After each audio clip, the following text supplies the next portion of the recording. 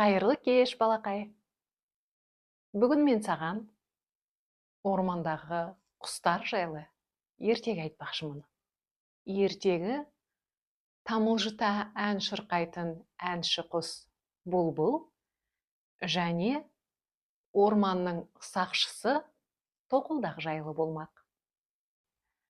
Қане, мен ертегімді бастайын, ал сен құлағыңды түріп тыңда.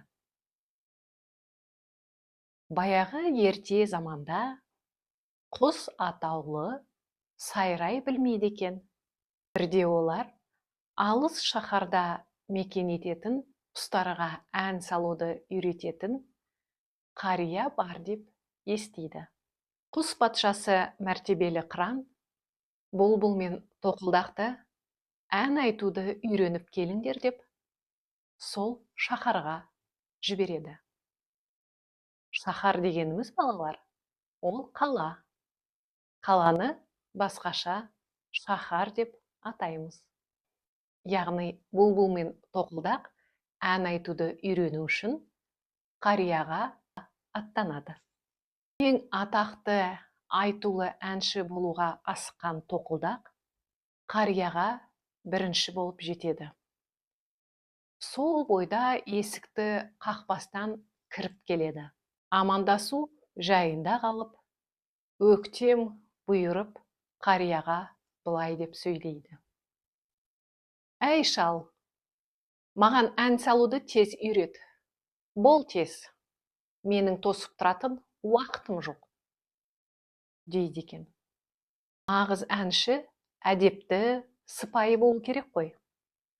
Қария тоқылдаққа ең бірінші әдептілікке үйретпекші болады. Оны сыртқа шығарып, қайтадан есікті қағуды үйретеді. Түсінікті, ән деген қиын емес екен ғой, үйреніп алдым, дейді де тоқылдақ қайтадан кері ұша жөнеледі. Ал бұлбұл болса, өте әдемі, кішкентай құс.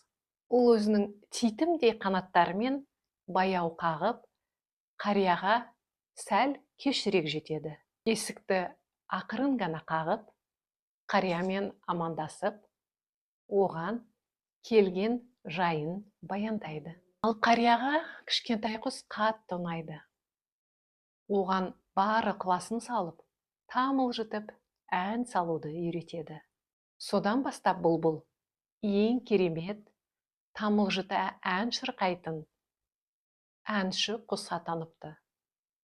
Ал тоқылдақ болса, өзінен асқан әнші жоқ деп ойлайды.